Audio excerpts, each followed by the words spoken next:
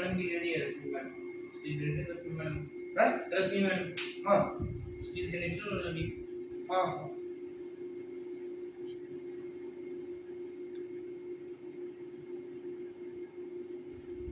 तुम अरे वहां क्यों घुसे रहते तुम सारा दिन मेरे पास गैस बैठे मैं घटिया बजा रहा हूँ तुम सुनते नहीं हो। घंटी की आवाज नहीं सुनाई दी।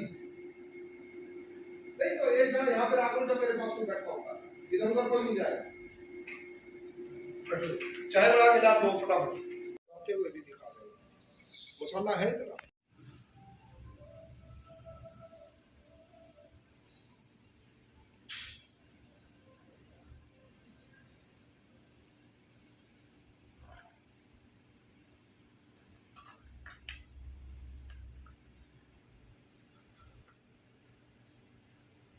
डी वाले भी आ रहे हैं क्या?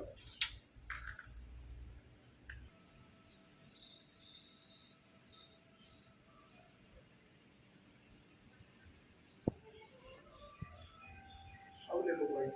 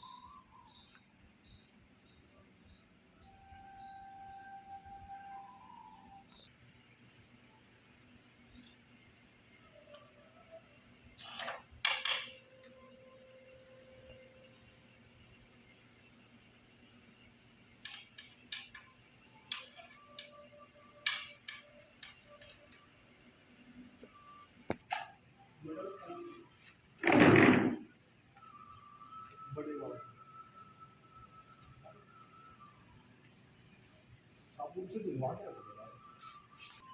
सोनू को धुलवा के दिए भी बना के दिखाएगा यहीं पे रख देगा।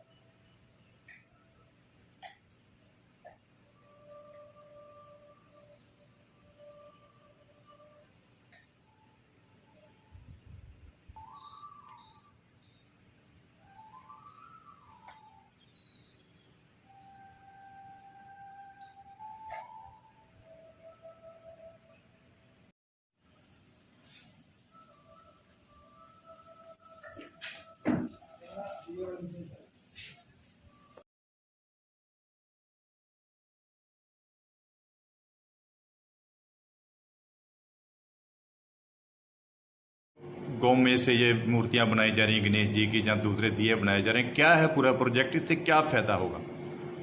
गौ में और मिट्टी से मिला करके मूर्तियां बनाने का रिवाज जो है वो बहुत पुराना है। हमारी कई गौशालाएं और कई बुजुर्ग लोग जो हैं इसमें योगदान दे रही हैं, तो उन्हीं को देख करके उनसे प्रेरणा ले करके हमने भी यहाँ पर ये कार्य शुरू किया है। इसके लिए हमने सांचे देश के विभिन्न भागों से मंगवाए हैं और उसमें हमने अपने आप ही यहाँ की जलवायु को देखते हुए उसका मिश्रण तैयार किया है। उसमें 600 ग्राम, जैसे गणेश जी की मूर्ति बनानी है तो 600 ग्राम गोमय है, 300 ग्राम चिकनी मिट्टी है और 100 ग्राम जो है उसमें मुल्तानी मिट्टी है। इसी तरह दीपकों के लिए हमने आधा जो है गोमय लिया है और आधी चिकनी मिट्टी ली है, ताकि उसमें तेल को सोखे ना और वो अच्छी तरह से कार्य कर ले।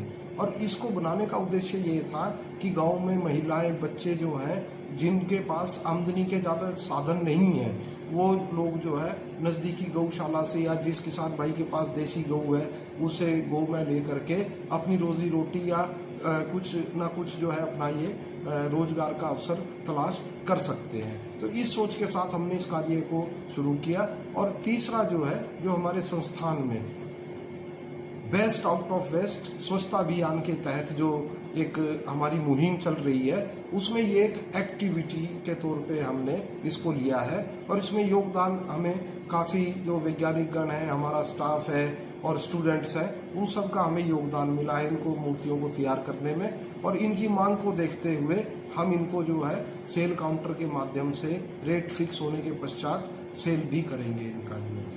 और इनका ये फायदा होगा क्योंकि हम पर्यावरण के क्षेत्र में काम कर रहे हैं ऑलरेडी जो है निकरा परियोजना में। तो उसमें ये होगा कि जनरली आपने देखा होगा कि गणेश जी की, देवी देवताओं की मूर्तियां जो है वो विसर्जन के पश्चात जल स्रोतों के लिए एक बहुत बड़ा सिरदर्द बन जाती है, पर्यावरण को भी हानि पहुंचाते हैं। तो उसमें अगर हम इन मूर्तियों का विसर्जन करें गोमय से बनी हुई, तो ये जल स्रोतों को, तालाबों को, नदियों को एक गोमय का जो है वो सप्लाई भी देंगी, जिससे जो जीव हैं वो उसमें उनको पौधों को फायदा होगा और ये अंतर ध्यान भी एकदम हो जाएंगी, ये पड़ी नहीं रहेंगी उसमें। और दूसरा जो दीपक है, जैसे आप घर में दीपक का इस्तेमाल करते हैं या किसी ओकेजन पे दीपक का इस्तेमाल करते हैं, इस्तेमाल करने के बाद इस दीपक को 4 से 5, 10 बार इस्तेमाल करने के बाद यदि आप इसको विसर्जित करना चाहें तो उसको गमलों में या क्यारी में डालेंगे तो आपको जो है खाद का भी काम मिलेगा और आप गंदगी भी नहीं फैलाएंगे। क्योंकि ऐसा कहा जाता है कि मिट्टी के बर्तनों का इस्तेमाल करें, प्लास्टिक को छोड़ दें। तो उसमें हमने एक चीज़ पाई है, अगर आप मोहनजोदाड़ो और हड़प्पा की खुदाइयों के दौरान का देखें तो उसमें जो मिट्टी के बर्तन हैं वो पाए गए हैं। इसका मतलब हजारों साल तक मिट्टी का बर्तन तो गलता नहीं है। यदि गल भी गया तो वो आसपास की मिट्टी को खराब करेगा, तो और उपजाऊ मिट्टी से बनेगा। तो ऐसे में हम कितने लाखों टन उपजाऊ मिट्टी केवल जलाने के लिए इस्तेमाल कर रहे हैं, जिसके हम दिए या अन्य जो प्रोडक्ट्स हैं वो बना रहे हैं, और वो मिट्टी जल करके राख हो गई है, तो उससे दोबारा तो कोई इस्तेमाल नहीं किया जा सकता। तो इससे जो गोमय का कंसेप्ट हमने सीखा लोगों से, उसको अगर हम आगे ले जाएं तो जो ये उपजाऊ मिट्टी है उसका नाश होने से भी बचेगा और साथ साथ जो हमारा कार्य है वो भी सुचारू रूप से चलेगा, जो पूजा पाठ का विधि विधान का कार्य है, और इससे पौधों को भी और पर्यावरण को भी फायदा होगा। जा रहा है आपकी तरफ से? ये हम गणेश जी तैयार कर रहे हैं और ये एक कदम हमने लिया है स्वच्छ भारत अभियान की ओर से। और ये जो गणेश जी की मूर्तियां हैं जो कि गोमय से तैयार की गई हैं, ये स्थापित करने के बाद में जब हम विसर्जन करते हैं गणेश पूजा के दौरान, तो ये पानी को टॉक्सिक नहीं बनाता, ये पानी में घुलनशील है और पानी को प्यूरिफाई भी करता है ये। तो वहाँ पे जो जीव जंतु हैं उनको कोई नुकसान पहुँचाता नहीं है और पर्यावरण के लिए बहुत ही अच्छा है ये। किस चीज़ से बनाया गया ये पूरा मिश्रण क्या है? ये गणेश जी हमने तैयार किए हैं गोमय से। इसमें कुछ मात्रा हमने मिट्टी की मिलाई है और कुछ मात्रा मुल्तानी मिट्टी की, जो कि इसको बाइंड करके रखेगी, और मोल्ड में डाल के हमने ये गणेश जी तैयार करे हैं। इसका क्या फ़ायदा रहेगा? एक तो प्राकृतिक, अगर हम उस तरफ जाएं तो ये प्रकृति के लिए बिल्कुल नुकसानदायक नहीं है। दूसरी चीज़ मैं ये कहना चाहूँगी कि जो लोग घर में बैठे हैं, जो लेडीज़ महिलाएं घर में हैं और उनके पास कोई एम्प्लॉयमेंट का साधन नहीं है, तो वो ये मूर्तियाँ परचेज कर सकती हैं NDRI से और ख़ुद इसको पेंट करके नेचुरल कलर से ये इनको वैल्यू ऐड करके सेल कर सकती हैं। मेन पर्पस हमारा ग्रामीण महिलाओं के लिए है, जिनके पास जो पशुपालन तो करते हैं लेकिन जिनके पास खेत नहीं है, तो उनके लिए ये जो गोमय है, गोबर है, उनके लिए वेस्ट है। तो वो घर में, जैसे कि हम ट्रेनिंग भी प्रोवाइड करेंगे उनको, और वो घर में बैठ के दीपक बना सकते हैं, कई प्रोडक्ट्स बना सकती हैं, गणेश जी बना सकती हैं और कई मूर्तियाँ बना सकती हैं और उनको पेंट करके वो सेल कर सकती हैं और उनके लिए एम्प्लॉयमेंट का साधन बन जाएगा। देखा जाता है कि गणेश उत्सव के बाद लोग नदी नालों में विसर्जन कर देते हैं, उसकी मूर्तियों का कई तरह पे कई लोगों को नुकसान भी होता है। उससे इसका क्या बेनिफिट, कहाँ विसर्जन किया जाएगा इसका? मैं मानती हूँ ये हमारा ट्रेडिशन ही है कि गणेश पूजन के बाद में गणेश जी की मूर्तियाँ विसर्जन करते हैं, हमारी नदियों में वो जाता है। लेकिन उस गणेश जी की मूर्तियाँ तैयार करने में जो जो केमिकल्स यूज़ होते हैं, in fact plaster of Paris use होता है और कई सारे रंग यूज़ होते हैं, वो बहुत ही ज़्यादा नुकसानदायक है हमारे पर्यावरण के लिए और पानी के लिए, जिसमें हमारे जीव जंतु हैं। तो जो हमने गोमय से तैयार करी गई हैं, जैसे कि आयुर्वेदा में इसका उल्लेख है कि गोमय के बहुत सारे बेनिफिट्स हैं। ये एंटीऑक्सीडेंट है, एंटी एलर्जिक है और एंटी फंगल है, एंटी बैक्टीरियल है, एयर प्योरीफायर है और इनफैक्ट ये वाटर प्यूरीफायर भी है। तो जैसे ही ये गणेश जी की मूर्तियाँ पानी में प्रभावित करते हैं तो वहाँ के जीव जंतुओं को कोई नुकसान नहीं होता। इनफैक्ट ये वाटर बॉडीज़ को प्यूरीफाई ही करता है। इसको तो हम गमलों में या खेतों में भी विसर्जन करके उससे भी हाँ, क्यों नहीं, हम कर सकते हैं। जैसे कि दीपक यूज़ करें या मूर्तियाँ अगर खंडित हो गई हैं उसको हम गमलों में डाल सकते हैं, खेतों की क्यारियों में डाल सकते हैं, किचन गार्डन में डाल सकते हैं। और जैसे ही हम पानी डालेंगे ये खाद का काम करेंगे। क्या नाम है आपका? मेरा नाम सुनीता मीना है। आपके जो मूर्तियाँ और दिए बनाए जा रहे हैं किस चीज़ से बनाए जा रहे हैं और इनका क्या फायदा रहेगा?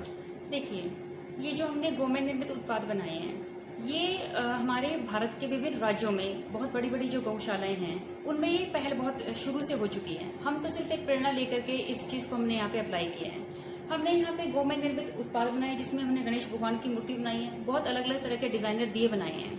अब मैं इतिहास के बारे में थोड़ा बताना चाहती हूँ कि जैसे मोहनजोदड़ो और हड़प्पा संस्कृति काल में हमने देखा कि जो मिट्टी हमने खोदी और खुदाई से जो बर्तन मिले वो लगभग 900 डिग्री तापमान पर पकाए हुए बर्तन थे। तो उससे मिट्टी की अगर वो किसी काम की नहीं, क्योंकि वो अगर किसी उसकी जो मिट्टी की उपजाऊ शक्ति है वो खत्म हो चुकी है उनमें से, वो पानी में घुलनशील नहीं है। लेकिन जो ये गोमेद निर्मित उत्पाद हैं ये पानी में घुलनशील हैं और पानी में घुलनशील होने की वजह से जो जब ये इनका विसर्जन होगा, जैसे गणेश भगवान जी की मूर्तियों का विसर्जन होगा तो जलीय जो वनस्पति है, जो जीव जंतु है उनको पोषण भी मिलेगा। और वाटर का जो पीएच लेवल है उसमें जो फ्री ऑक्सीजन है, उसका टेम्परेचर है, बायोकेमिकल ऑक्सीजन डिमांड है, केमिकल ऑक्सीजन डिमांड है, तो वो हमारा लेवल बैलेंस रहेगा जिससे हमारा एनवायरनमेंट भी फ्री रहेगा और हमारा जो वाटर पोल्यूशन है वो भी उसका भी प्रिवेंशन होगा, उसका बचाव होगा।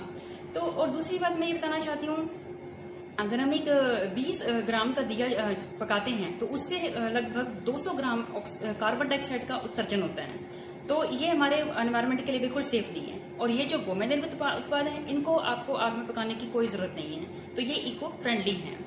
और सबसे बड़ी बात है कि हम जो ये स्वरोजगार परियोजना है, स्वरोजगार परियोजना से लोग इसका बहुत लाभ उठा सकते हैं, क्योंकि जिन लोगों के पास जो फाइनेंशियल सिचुएशन सफर कर रहे हैं, जिनके पास कोई रोजगार नहीं है, तो वो बहुत बड़ी बड़ी गौशालाएं हैं उनमें गोमेय जो देसी गाय का गोमेय है उससे उसको प्राप्त करें और उससे जो मिट्टी है उसका इस्तेमाल करके अपना ये रोजगार यहाँ से शुरू कर सकते हैं। तो ये एक स्वरोजगार जो परियोजना है उसके लिए एक बहुत बड़ा जो है इसका योगदान है इसमें। तो मैं यही अपने राष्ट्रीय अनुसंधान संस्थान की तरफ से ये अपने माननीय जो हमारे डायरेक्टर सर हैं उनसे ये निवेदन करना चाहूंगी कि वो ऐसे ऐसे कैंप यहाँ पे लगवाएं जिससे जो हमारे आसपास का जो ग्रामीण एरिया है तो महिलाएं हैं उनको यहाँ से प्रेरणा मिले, उनको यहाँ ट्रेनिंग दी जाए और वो अपना स्वरोजगार जो है यहाँ से शुरू कर सकें। पर्यावरण की बात की जाए तो लगातार जलवायु परिवर्तन के लेकर आप काम कर रहे हैं जी, उससे क्या बेनिफिट रहेगा इसका? उससे ये बेनिफिट रहेगा सर कि हम देखते हैं कि ये जैसे गणेश भगवान जी की मूर्तियां जो विसर्जन होता है तो बहुत बड़े बड़े इसमें बहुत केमिकल्स होते हैं, बहुत रसायन होते हैं और जब उनका विसर्जन हम करते हैं तो वो पानी में घुलनशील नहीं है और ना तो वो पानी में घुलनशील होते हैं और वो रसायनों की वजह से जो सारा वाटर है वो सारा खराब हो जाता है। जो जलीय वनस्पति है वो सारी बर्न हो जाती है, वो अस्त व्यस्त हो जाती है। तो वाटर पोल्यूशन इंक्रीज हो गया जिससे जो वाटर का पीएच लेवल है वो डिस्टर्ब होगा और ग्लोबल वार्मिंग और जो ह्यूमिडिटी है वो इंक्रीज होगी और इस वजह से हमारा एनवायरनमेंट है वो बिल्कुल भी सेफ नहीं है। तो ये जो गोमेद निर्मित उत्पाद हैं ये वाटर सोलेबल है, सबसे बड़ी बात इनकी कि वाटर सोलेबल है ये और बिल्कुल सेफ है। ना इनको पकाने के लिए आपको किसी ईंधन की जरूरत है, किसी लकड़ी की जरूरत है और ना इनको किसी आप अगर ये क्रैक भी हो जाते हैं तो आप इनको जैविक खाद के तौर पे गमलों में, क्यारियों में खाद के तौर पे इस्तेमाल कर सकते हो। तो ये बिल्कुल सेफ है, इनका जो उपयोग है वो क्यारियों में और उसके लिए खेती के लिए बहुत ही लाभदायक है। क्या नाम है आपका? रश्मि शर्मा, YP2 निकरा प्रोजेक्ट।